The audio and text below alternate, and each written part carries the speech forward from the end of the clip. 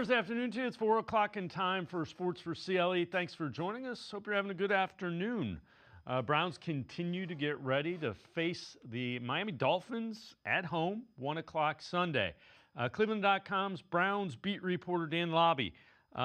Who's to blame for the Browns' offensive struggles so far this season?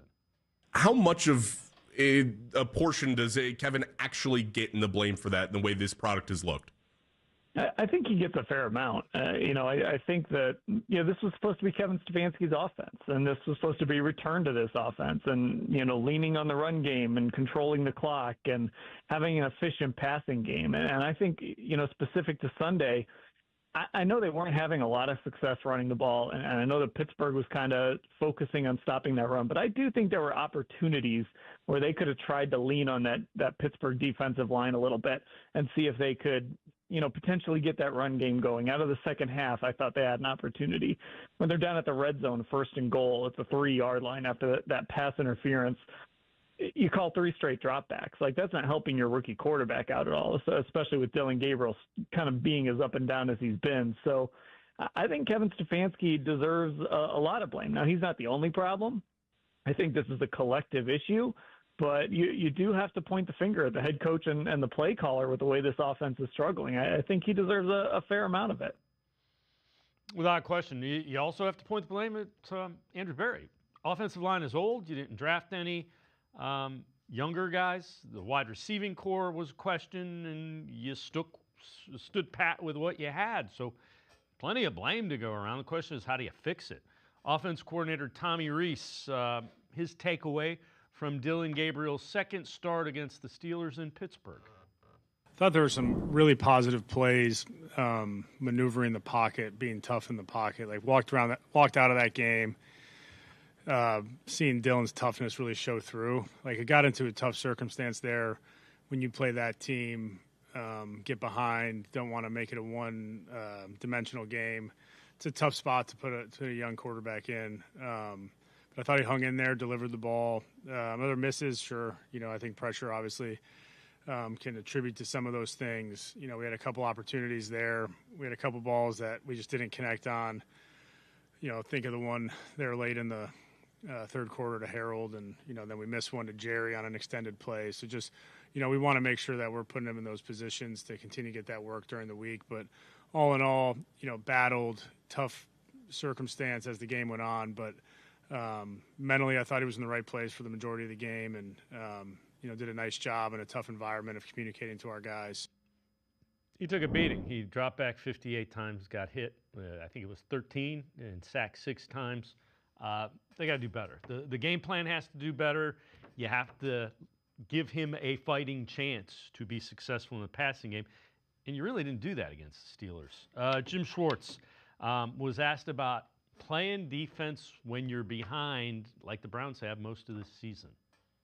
If you don't have the lead, the quarterback doesn't have to hold the ball very long. And if they, if they don't feel the need to put the ball in dangerous places to try to make a play, then your opportunity to get interceptions is down. If they're saying, like, look, we cannot take a sack strip, we're seeing a lot more run on these, like, 3rd down and 3s and 4s than we ever have in the past, because again, a lot of times the offense, they're playing with a lead, and it's like, okay, how can we mess this game up? Well, we can mess it up with a sack strip or an interception. And Jim Schwartz went on to say that's what happened with Green Bay, and teams are now playing it even more conservative against the Browns defense, and will continue to do that until the offense can put more than 17 points on the board. Copycat league right now. Teams know the Browns offense can't score, so they're going to be conservative with the ball against the Browns defense. Yahoo Sports senior NFL reporter Charles Robinson asked about his thoughts on Kevin Stefanski's relationship with Andrew Berry, as well as his future with the Browns. Like 2 or 3 weeks ago, they said, "Hey, is Kevin on the hot seat?" And I said, no way. I said, he and Andrew Berry, I said, they're good. They're on lock. Then they traded Flacco when it looked like there was some gap between Kevin Stefanski and Andrew Berry. They said, like, he's going to end up being like Baker Mayfield. He's going to leave the organization. He's going to do great. And they're going to say the same thing you're saying about Baker. Sometimes you just need to get away from the dysfunction to be what you can be. I think Stefanski's a really good coach. I think Cleveland fans hate him. I think they can't stand him. I think they think he runs a vanilla offense. I think he's been a horrible situation from a quarterback standpoint since he's been there. And even when the Baker situation was good, you saw what he could do. And then Baker gets hurt. And then there's other elements of like OBJ being on there and all the drama that was sort of happening then. Stefanski's the one where I'm like, he could become available, and I think he could go elsewhere and do well. And like if you asked me out of that group, who could end up in Tennessee, I mean, maybe Stefanski could. But I also think Stefanski knows if I get another shot after Cleveland, it's better be a good one, because I can't suffer this twice. I can't go into two bad organizations twice in terms of like the ownership. Again, that was Charles Robinson, Yahoo Sports senior NFL reporter, who was obviously on Tennessee radio talking about that and Kevin Stefanski potentially becoming available for the Titans. The thing is, Kevin Stefanski is an offensive coach. This offense hasn't scored more than 17 points in 11 straight games.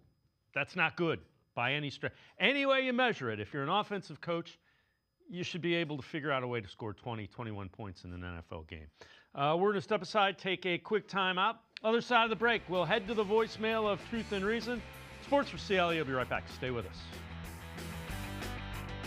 You got so much to do, it's got you feeling blue. Put a little flag in your day, 'cause it's fun all over the state. So come on, great games wait for you and me. The Ohio Lottery. Put a little flag in your day. Put a little flag in your day.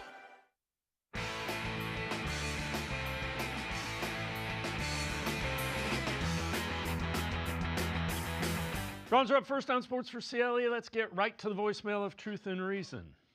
Just thinking about if the Browns were to fire Kevin Stefanski, right? And everybody in the Cleveland area, in the building, and some pundits around the NFL said when he came to Cleveland, oh, he's a great play caller. He's going to be great. He's an up-and-coming play caller. I feel like this man is hurting his reputation of being a play caller because he's only good for 15 plays after that. I don't even know if he's good for that many plays. He should have given up play calling duties, let one of the guys he hired do the job, because I feel like you're going to have a hard time finding a job as a head coach because you're doing a crappy job. And now they're looking at your offense and thinking, are you really the play caller people think you are? I just feel like he's just hurting himself by just keep on running the Browns offense into the ground. Your thoughts? Go Browns. As always, appreciate all the voicemails. So this is what the caller's kind of referring to. The scripted plays, usually it's the first 15. And on the x-axis, EPA for the scripted plays, the first 15, that's expected points added. Y-axis is non-scripted play. So after the first 15, EPA. EPA is a measure of success, defines the value of each play by its effect on the offense's likelihood to score. You see the Browns bottom. That means once you get into the non-scripted plays, you're not impacting the likelihood of it scoring. Middle of the road for the scripted plays. Let's welcome in Spencer German, 92.3 The Fan, Cleveland Browns on SI, Locked on Browns podcast. Spencer, that's an absolutely fair criticism of what we've seen from Kevin Stefanski's play calling, at least this year.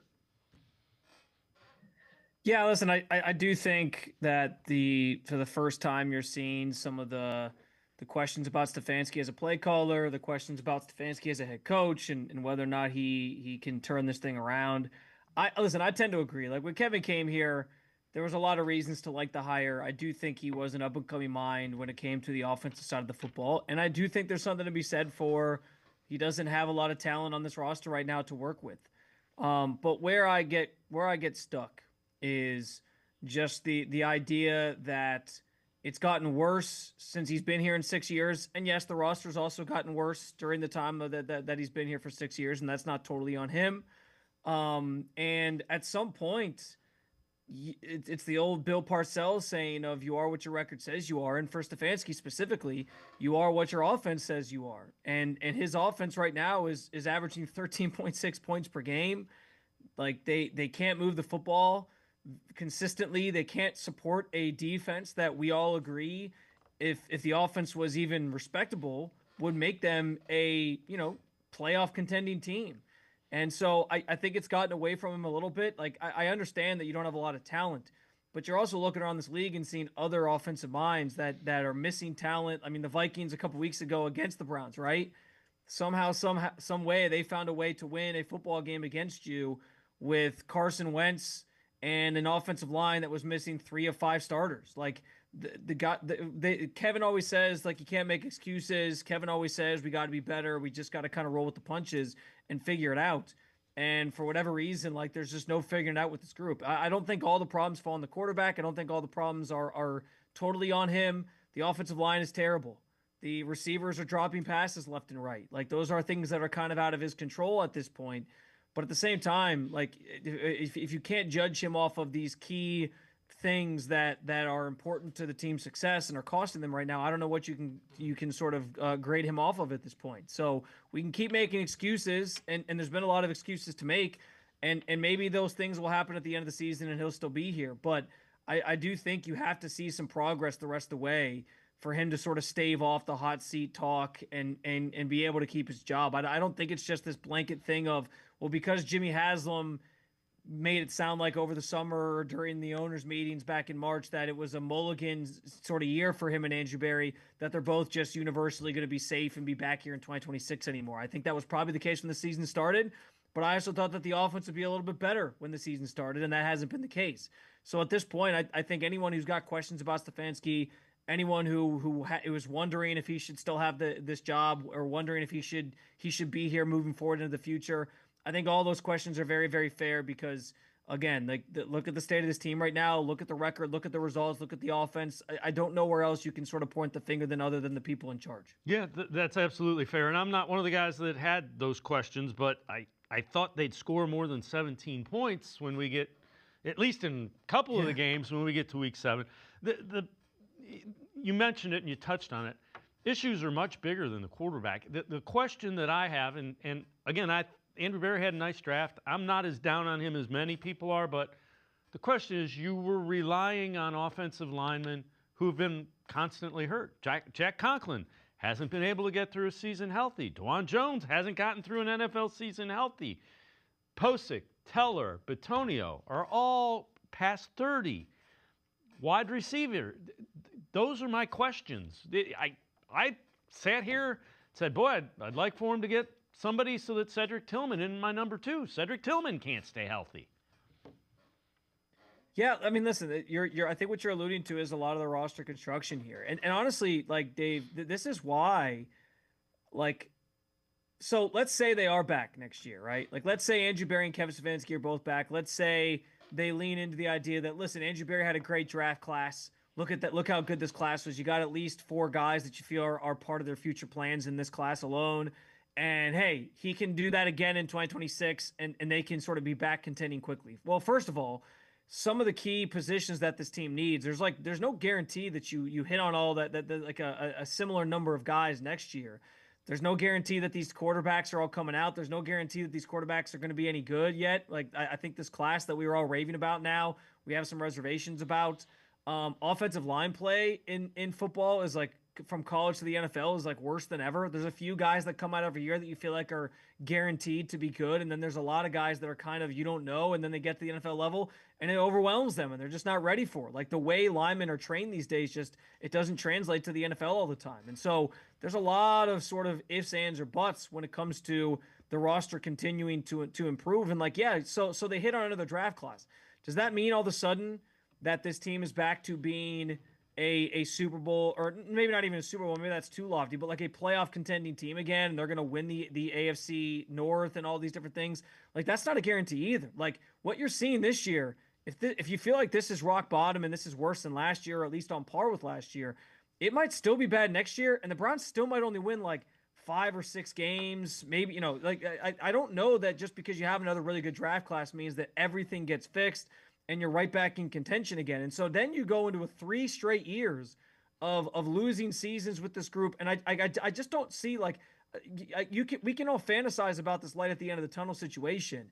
I just don't know, like, how tenable this will be even in another year with these 2 guys in charge. Like, I'm starting to wonder if it's just going to be time to sort of rip off the Band-Aid and go in a different direction, because it's like, no matter how you slice it, next year's going to be another rebuilding year. And so then how many years do you keep touting that before you get kind of tired of it and it's like, okay, now it's time to put up or shut up? That's the big question that I guess I have. So we'll see how the rest of the season goes. If Stefanski gets the nose up on this plane, if they win against Miami, and then maybe they win against the Jets in a couple weeks after that off the bye week, and maybe they can still get themselves above the win total that Vegas put out there, 5.5.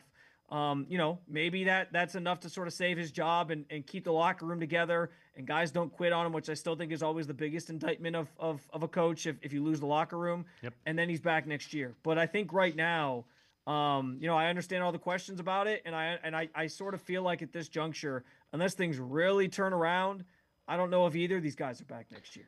My only concern with changing, because we've gone through change, every time you change, different system, so you're going to have to, there's going to be a level of the roster that just doesn't work with what this coach wants to do. So you're going back a step. And I'm not saying that's a reason not to do it, because right now, defense looks good. Offensive line is horrible. It's horrible. You probably need 5 offensive linemen. Well, and that is the hard thing, right? But off of that, Dave, too, like, think about all the first, maybe not, I think first overall picks, but also just like first round quarterbacks in recent years that have not stayed with their original head coach that drafted them. I think Joe Burrow is the last one that was drafted that still has the same head coach that drafted him. And so, like, if all this is going to lead to you draft a quarterback next year and then all these guys get fired anyway in 2026, and then you're setting that quarterback back into, like, what's the point? What's the point in that? You know what I mean? So that's where I think this gets really complicated. And I'm not saying to fire everybody. Like, I want to see these guys succeed. I genuinely like Andrew Berry. I genuinely like Kevin Stefanski. I think Andrew Berry showed that with this last draft that he does have an eye for talent. He obviously hasn't hit on certain position groups, and the offensive line and wide receiver are 2 of them. And I do think Stefanski still generally is a respected offensive mind in this league, and we've seen it have success here when you have the right players in place. But the fact that it's taken 6 years and you don't seem to have the right players that you want to run your system, you ran certain guys out of town that maybe weren't a fit for your system, and it was working better with them, and you still haven't figured this thing out. Like, I just don't know where else to point. So at some point, that sort of toll comes due, and I just am starting to wonder if it's going to be this season or at the end of the season. Spencer German from 92.3 The Fan and the Locked On Browns podcast, and I'm going to step aside, take a quick time out. Other side of the break, we'll hear from Joel Bitonio, talk a little bit about the run game. Sports4CLE, be right back. Stay with us. Come back to go forward. Back to learning new things. Back to pursuing your dreams. Tri-C has flexible learning options to fit your life. And every year, more than 1,000 local companies provide Tri-C students with real-world learning. The right education can boost your lifetime earning power by hundreds of thousands of dollars. Start now with a college education you can afford. Tri-C, where futures begin.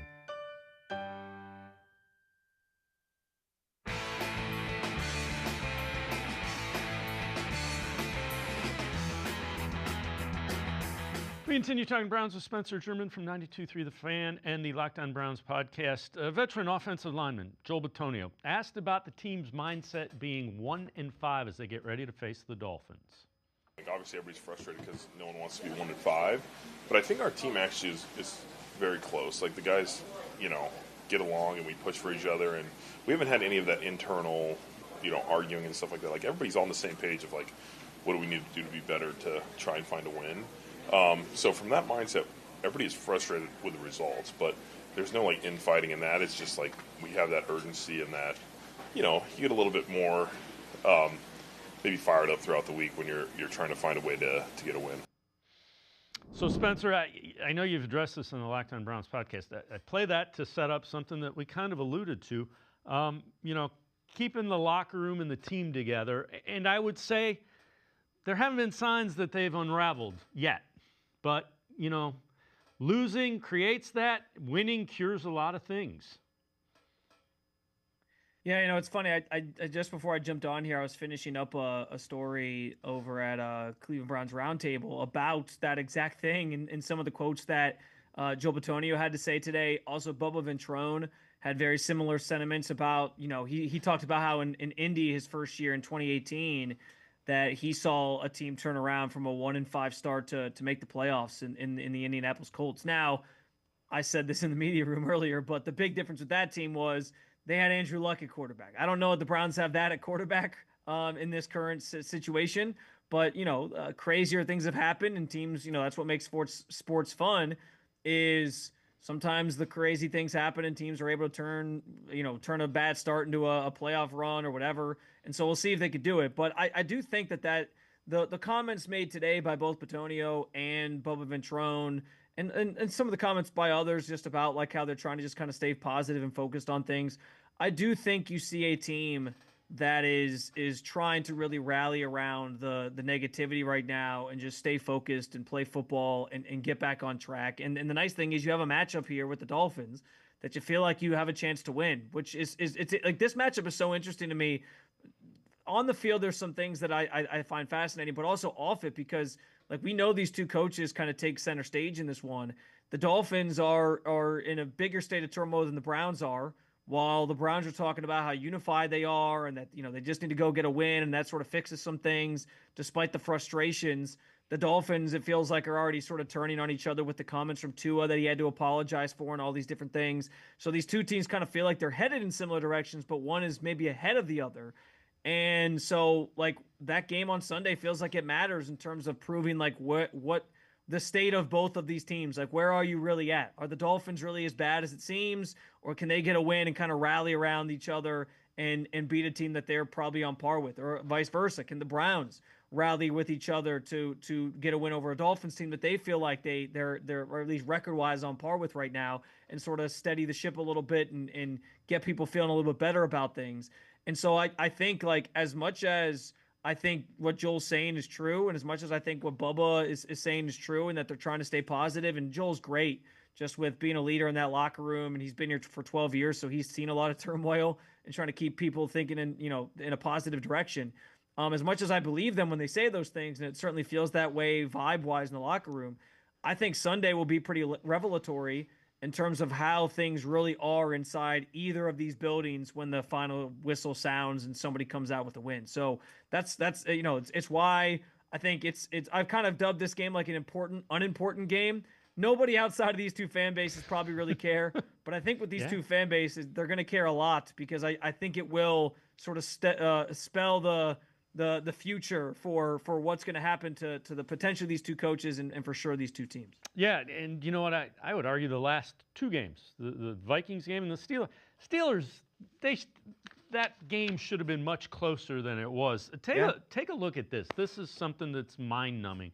Despite limited carries last week, 12, Quinshon Judkins still 6 in yards after contact this year, 325. He faces a Dolphins defense that is 30 in yards after contact allowed at 5.6 yards per carry, 32nd in yards rushing allowed in over 1,000 so far. So again, it is screaming, run the football with Quinshon Judkins. I mean, doesn't have to be real. The game plan isn't real crazy, and it's not real. Give the ball to him and get guys out in front of him that'll knock the defenders down. Yeah, it's pretty straightforward. I mean, I hate to simplify the keys to the game sort of thing that we do every week with football into just that, but it's the truth. Like the thing is, like, if you get the run game working, I think it just opens up so much more for you. And maybe with this offense, it's easier said than done because the offensive line has had its fair share of issues.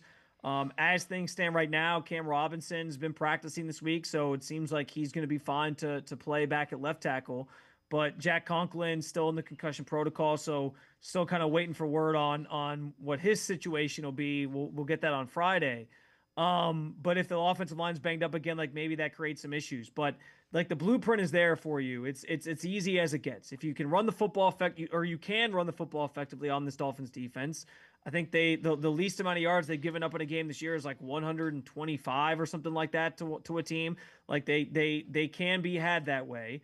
And if you're able to do that, like that opens things up for Dylan Gabriel to run some play action. It means he can be more comfortable in the pocket because he doesn't have to drop back 52 times with an opposing defense just pinning its ears back and getting after him.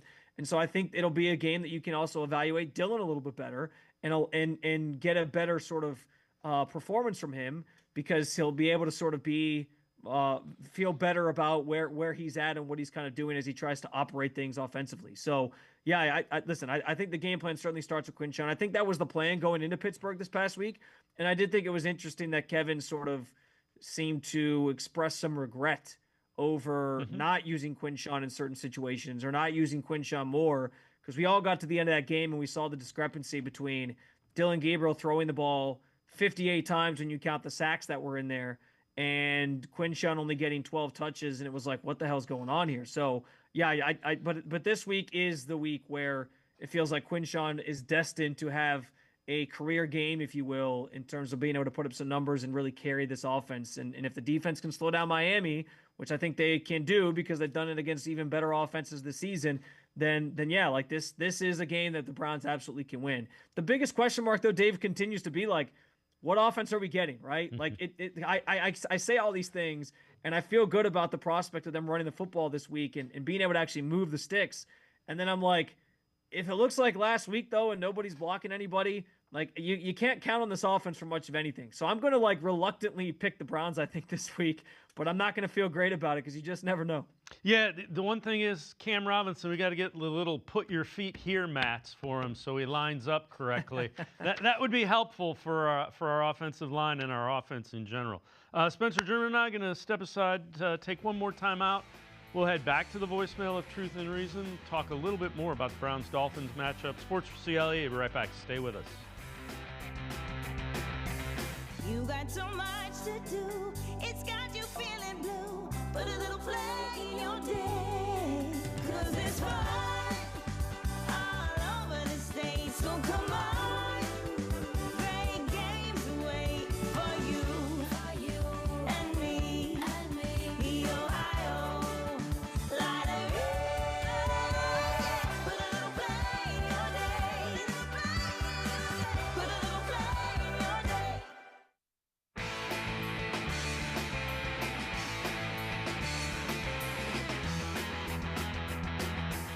We continue talking Browns with Spencer German from 92.3 The Fan, Locked On Browns podcast. Let's head back to the voicemail of Truth and Reason.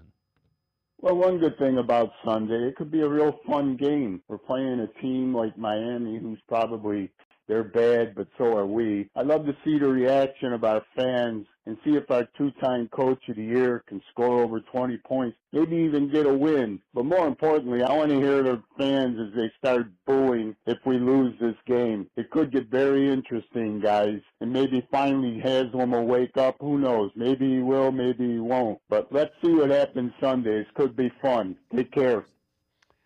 As always, appreciate all the voicemails, Spencer. That is the head of the Kevin Stefanski fan club from Rochester. But I don't think you're going to have to worry about it. The fans, they want to see offense and they want to see a win. Yeah, I actually am kind of curious when, guys, when they start announcing the team, when they sort of come out, like what the reaction sort of is, because I do think fans are pretty frustrated right now. And if Kevin Stefanski gets shown on the screen at all, I wonder if there are some boos early on in that game until he sort of goes out and has a good offensive performance. Because we know how Browns fans are, and they're emotional, and I understand that. So, I think all those things will be interesting to monitor. Listen, if they score 20 points in a game, I think it should be a celebratory thing. I think the biggest problem, though, is as much as I think the offense will have some success this week in running the football, it's going to be conducive to running the football against Miami. I don't know if you've checked the weather forecast, Dave, but it's looking like it's going to be pretty sloppy. A lot of rain and wind in the forecast. So that is prudent to running the football, yes. But also I don't know if that means that you're going to get, the greatest show on turf Rams type of performance here when it comes to the Browns, like moving up and down the field. And same thing with the Dolphins. Like, I don't think the Dolphins can come in banking on just airing it out all game and that they're going to have a lot of success that way. So it could be a pretty sloppy game, could be a pretty ugly game. And I think that weather almost makes it seem like neither team could score 20 points. Like, it might just be first to 17 wins type situation. So we'll see. But yeah, if they're able to do that, if they're able to come out and have a good offensive performance, if they're able to win this football game, we know how this league is. It's very week to week. Yep. And some of those reactions about Kevin Stefanski and some of the talk about that, I think will quiet down at least for a little bit, until maybe he goes on another losing streak or whatever. And I like that's the most important thing here. You get a win and things start to feel a little bit better for sure. A win is a win without question. Offensively, Dolphins have Devon Achane, and he's got it really makes their offense go. Defensive coordinator Jim Schwartz today was asked, what do you do defending Achane? A lot of times it's almost like there's a punt returner back there. Achane is super, super fast. He can get the perimeter a lot of different ways. They run the wide zone, and, they're really attacking the outside numbers of the field. They get the ball on, like, bubble screens and toss sweeps, and even the checkdowns are wide. So, we got to defend all 53 and a third of the field, and also you got to find a way to get it cut off. Like a lot of times in punt return, you got to cut the field off, force guys to cut back. There's a lot of people that you want to string it to the sideline. There's others that you want to get it cut off. They're a speed team. He's got great speed, not just carrying the ball, but, getting as a pass receiver. So, he's their leading rusher. I think he's probably even their leading receiver. And they use him a lot of different ways. So our ability to combat his speed on the perimeter and have good leverage tackles and things like that is going to be very important in this game. I hear speed, and I'm like, I don't want to see missed tackles with him end up as touchdowns. So you better tackle him. Yeah, and Carson Schlesinger, I think, highlighted that in a major way today as well, and in talking to us in the media, just referencing how when you have a guy that's fast like that, it's about rallying to the football, understanding that you have to have good eyes, you have to sort of see how the play's developing and sort of follow your keys that you saw on the tape as you watch them to feel like you can sort of trust your gut to just fire off and go make a play and make the tackle. So definitely, like, missed tackles are a big no in this game. And we've talked about this Browns team struggling with a lot of the fundamental things. I think in general, though, like defensively, the tackling has been fairly sound to this point in the season. If there's been like bigger plays, it's almost been, well, there's maybe a lapse in coverage on a play or whatever it might be, or maybe one or two runs that just kind of like break through because somebody over pursues or something like that. But by and large, especially compared to recent years where tackling's been a big issue, particularly before Jim Schwartz got here, I think this year the tackling's been really, really good. So I think they've shown a propensity to be able to do that, but Achane's a different sort of beast in that way, and they certainly have to be sound in those areas and be able to execute the fundamental things of football on the defensive side of the ball, just to make sure you sort of limit the Dolphins' offense. But we know the Dolphins are going to lean on that run game the same way the Browns probably will, especially if the weather's bad, like it's being forecasted. And so I do think like you'll see a lot of these two running backs kind of going toe-to-toe throughout this game, and the team that maybe does a better job of slowing it down or making sure they shut it down before they break any big gains is probably the team that ultimately ends up winning. All right, before I let you go, some keys to the Browns getting that second win and kind of moving forward, and then who needs to step up as well?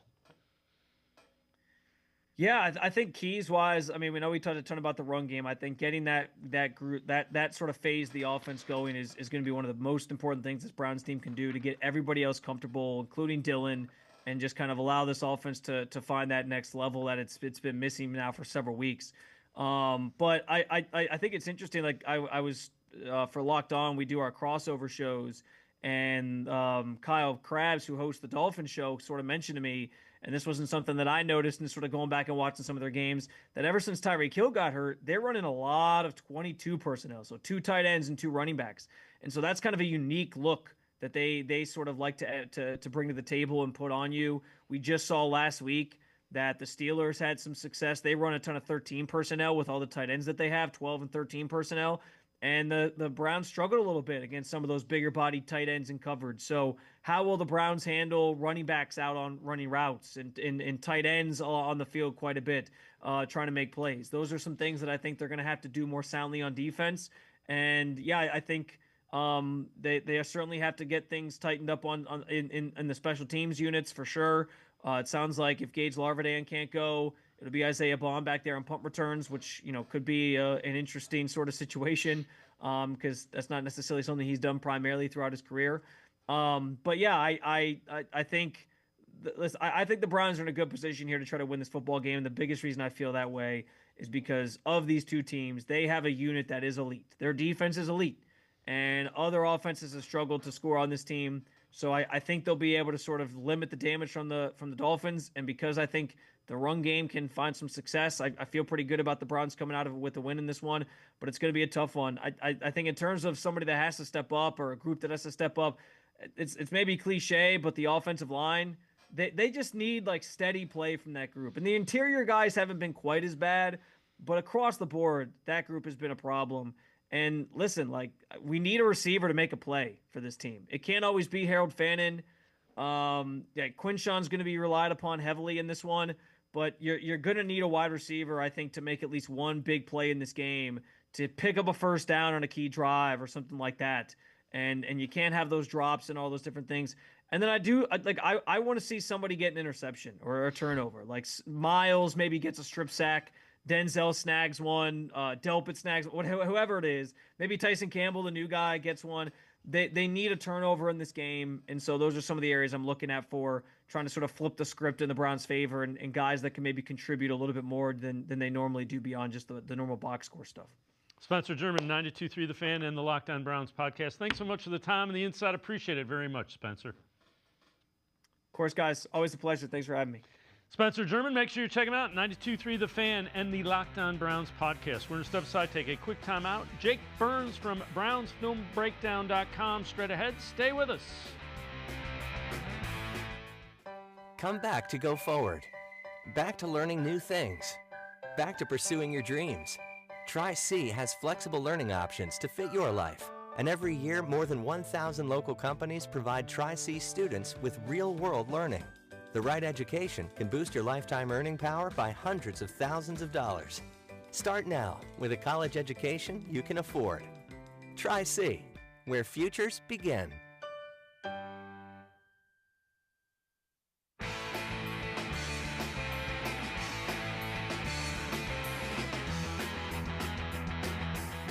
We continue talking Browns on Sports4CLE. Let's head back to the voicemail of Truth and Reason.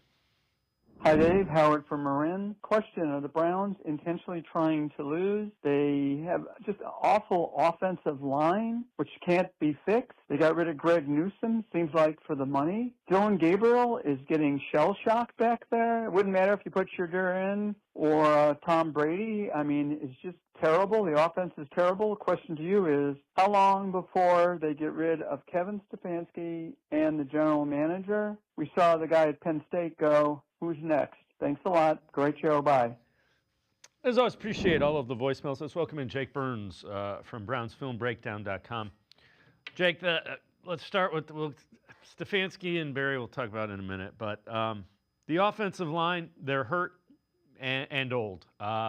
You can blame probably Andrew Barry for that. You were thinking that these guys, you get one more year out of them, but they haven't looked good. Greg Newsome, that trade doesn't bother me. I think Tyson Campbell is going to be a pretty good fit. I know he didn't have a great start, but they looked at Greg Newsome. Greg Newsome was going to make $20, $25 million, whatever it is a year, because he's playing pretty well, although didn't have a great debut in Jacksonville. And they said this guy fits a little bit more with what Jim Schwartz does, assuming Jim Schwartz is going to be there.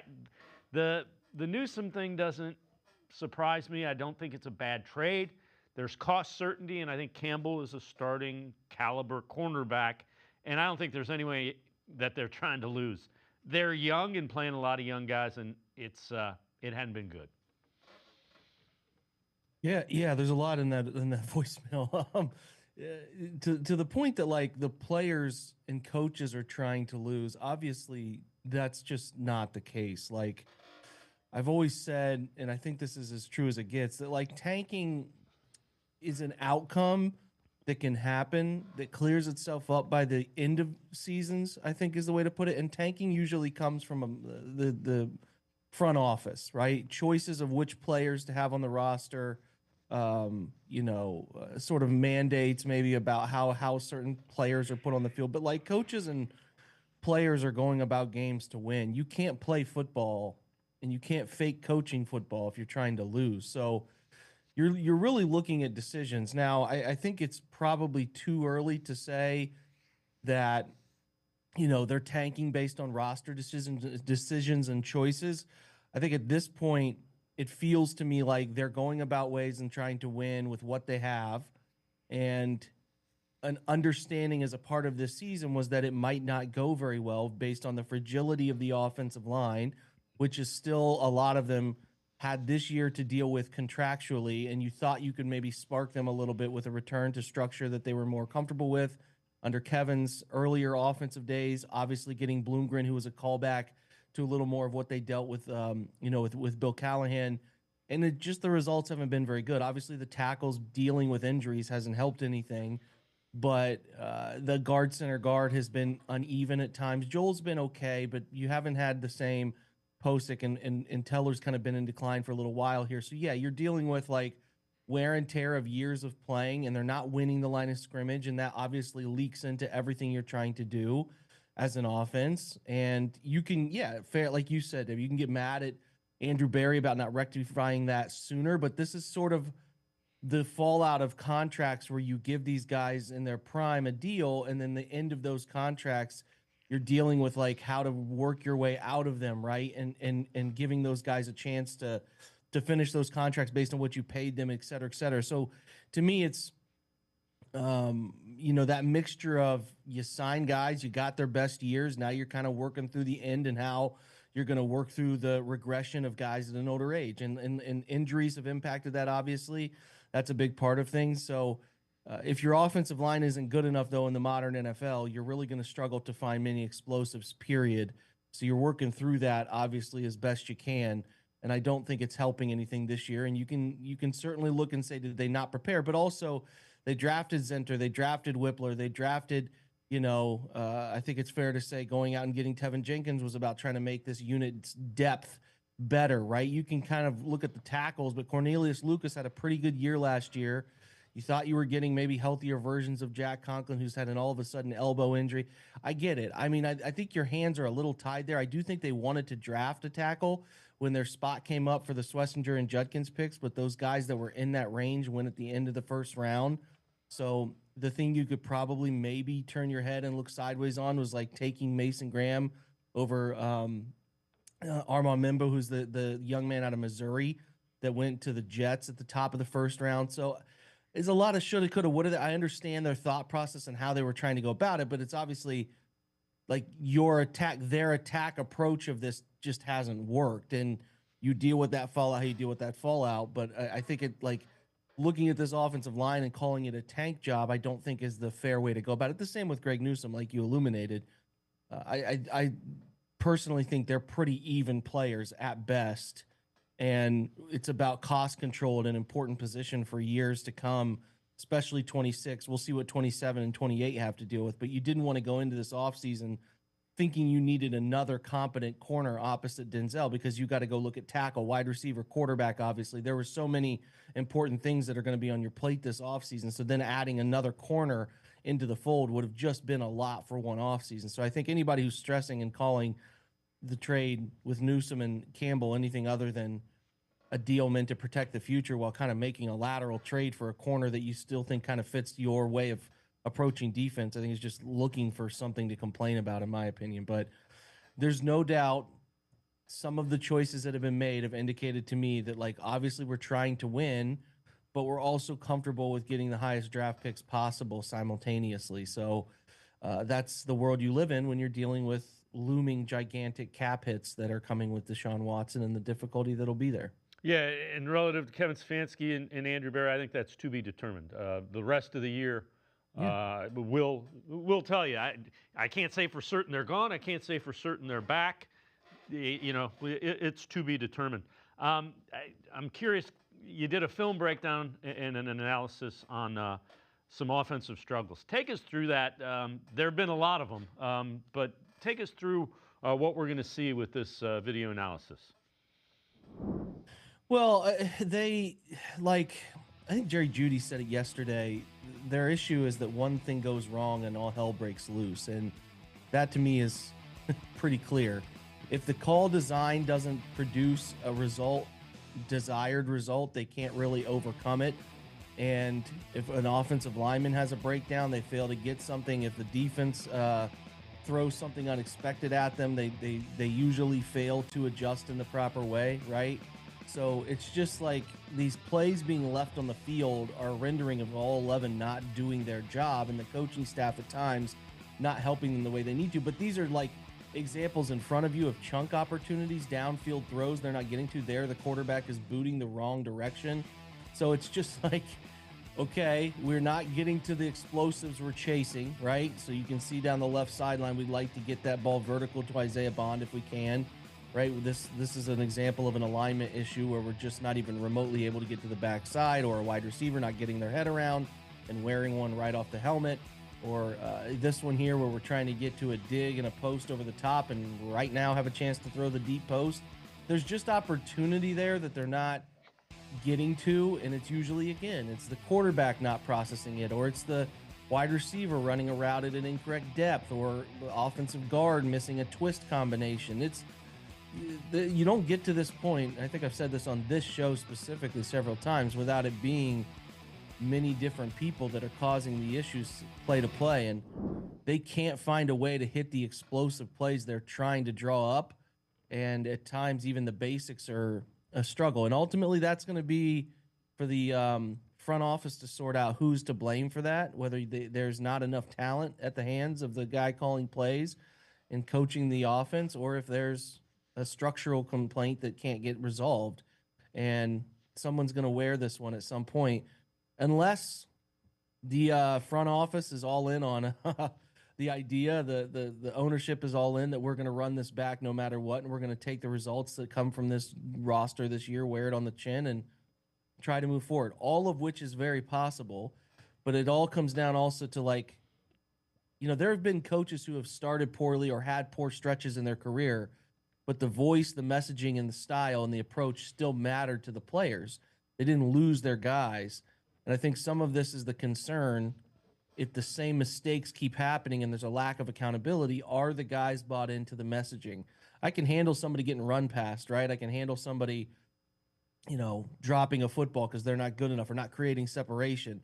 But if there's issues in discipline, if there's issues in effort, if there's issues in the process, that's where you start to say, is the voice rendering the effect on players that you hope to, have from your head coach?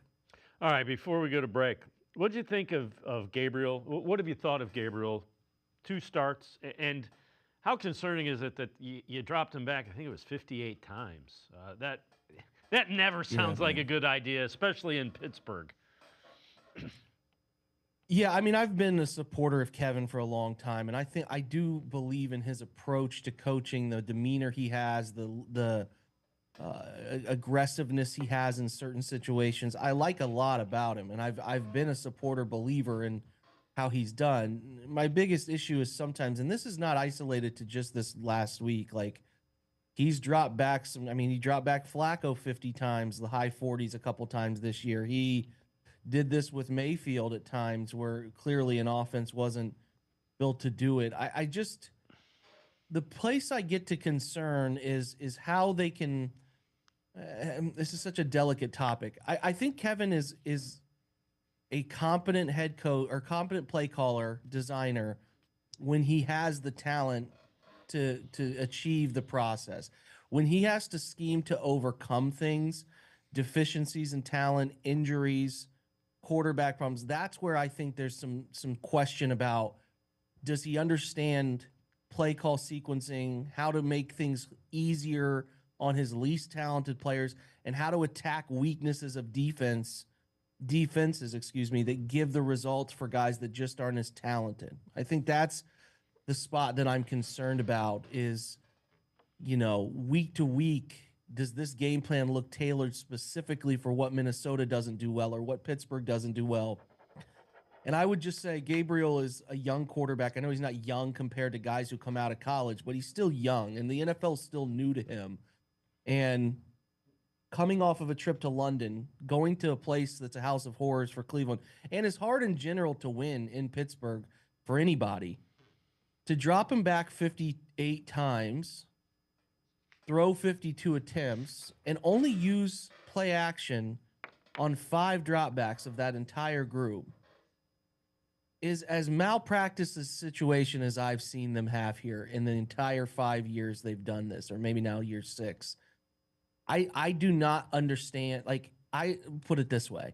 If you go watch how the Steelers played with their process and scheme, they treated Aaron Rodgers in that offense like they were being operated by a rookie named Dylan Gabriel. While I thought the Browns operated their offense in the belief that they had prime Aaron Rodgers, because they put an unbelievable amount of stress on that young man, and it's not going to get good results. The situation where you're either playing Dylan or Shador, and the only way this finds success with guys who are pegged to be 3rd and 5th round picks and not the most talented, not the cream of even any rookie coming in right away. There's the rare exceptions, but most of them right away. You've got to prop them up. You've got to make life as easy on them as possible. And that's where you can find some success stories like a Brock Purdy or a Dak Prescott or a Russell Wilson. These guys who have found success as middle or even late round picks, or because they entered into teams and offenses that elevated them, made their life easier. And if you can't find a way to do that, and it's already a situation where they're behind the curve because their talent isn't elite on offense, so the scheme needs to be elite, and they're not entering that. And you're asking Dylan Gabriel to prop up your entire offense. That's as malpractice as it gets. And I just really can't fathom thinking that any situation in this game renders a result where our final 44 plays of the game, only 7 of them are runs. In a game situation where it was only 16-3, that you could have got a touchdown, got back within 1 score, and you treat this young kid who's not playing that great at all. He's been uneven. The accuracy hasn't been as good as I would like it to be, right? Some of the downfield decision-making hasn't been as good as I would like it to be. But you are making life, for lack of a better word, just hell on this young man. And that's concerning, because it's especially concerning when you think about drafting Ty Simpson, Mendoza, Dante Moore. Are they going to make life easy on those guys to come into the league and be propped up and be helped and be guided, and not said, hey, well, we took this kid 3rd overall, let's drop him back 52 times in week 6 in Pittsburgh? Like, why are we doing that to them? So I just, like, it's even more asinine when you think about these. Clearly Dylan's not the most gifted of the class. He could be fine. He could navigate and play point guard style for your offense, but I don't know what can ever lead you to thinking that's an okay outcome. I just don't. I just don't know how we could be there with Quinshon Judkins and the group you have of players around him and think the best option for us is to throw the second half, the entire half. Even though the game was 9-3 at half, we got to really throw it the entire. Like, what are we doing? Like, what are we doing? You can't find anything in the run game that makes you feel compelled to call run schemes you think are going to work. You can't find anything in your arsenal here. All right, man. All right. Good luck to everybody involved. And to me, that's, if you're a staunch Stefanski, critic, that's the gun. That's the smoking gun, man. Like that to me is heinous stuff. Yeah, no, I agree with you. I could not figure out why Judkins didn't get the ball more than 12 times, or at least throw him the ball. I mean, get the ball in his hands in space. Do something. Jake and I are going to step aside, take one more time out, other side of the break, back to the voicemail of Truth and Reason. Sports for CLE. I'll be right back. Stay with us. You got so much to do, it's got you feeling blue. Put a little flag in your day, 'cause it's fun all over the state. So come on, great games away for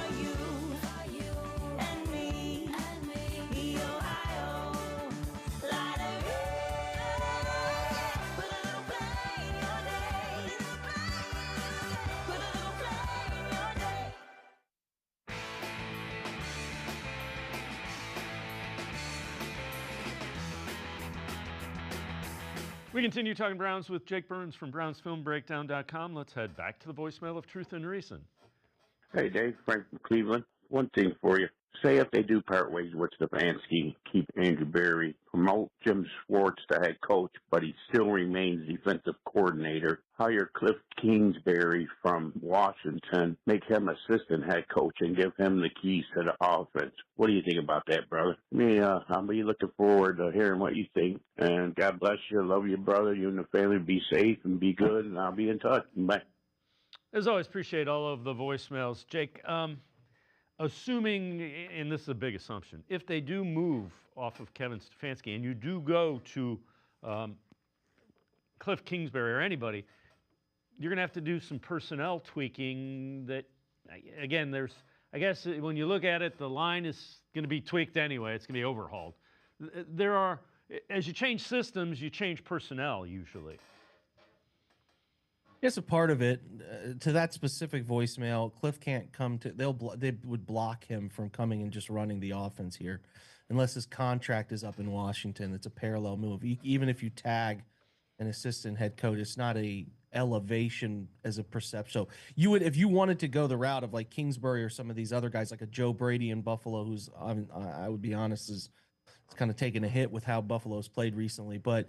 If you wanted to do some of those things, you would have to give them the head coaching title, and that's a different discussion entirely. I'm not opposed to keeping Jim Schwartz around, and who knows, it's got as far as him being the interim coach, got a Greg Williams type of feel to it, where maybe they even do get some immediate results out of it, right? But I don't know. I don't have the answer. I to be honest, if I haven't gone into the world of like, hey, these are guys that.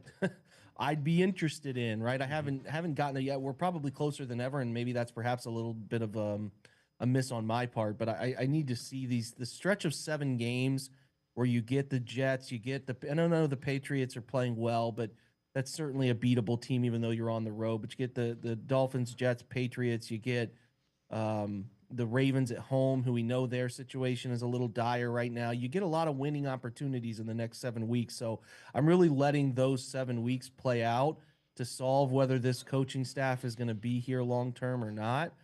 Just kind of feel that. But there are guys like there's the Grizzard young man, there's the offensive coordinator in Tampa that's an interesting guy. Like you said there's Kingsbury. He's a bit of a retread, but I think he's done some nice things with Jaden Daniels. There are plenty of interesting names. I think if you're hiring a defensive guy, maybe you're keeping Schwartz around, or you're going Flores or Jesse Minter is an interesting candidate out in L.A. There's like what's your plan to bring in an offensive coordinator that makes sense? Like who's your guy? Who are you targeting? So that's all a part of the process. But to your point, which is something that we experience more pre-2018, where really pre-2019 is you flush the system and guys get lost in translation, and this guy doesn't fit our scheme. This guy doesn't fit how we go, but we didn't draft him, so we're not tied to him. That's a part of it, man. That's the fallout. That's the stuff that gets a little dangerous if you bring in a staff or you bring in a new front office who doesn't want specific types of players, and then you got to like go above and beyond just plugging roster holes, and you're like, well, we don't want that, we don't want that player because they're not. And then you got a whole bunch of other holes that get created. You know what I'm saying? Yep. So that's the danger. That's the part that's scary. And obviously you want to, I understand there's a lot of desire to move to new things, move to different voices perhaps, and that's fine. But you do have to understand the sort of road bumps that happen when that happens. All right, before I let you go, Dolphins, one of those winnable games, a game that, quite frankly, at home the Browns probably should win. What are the keys? When you're looking at this, what do they need to do, and who needs to step up? If you look at the radar, you better wear ponchos, man. This thing has got a chance to be nasty. You're talking about like gusts in the 40s and 50s and like a 95% chance of rain. It's imminent.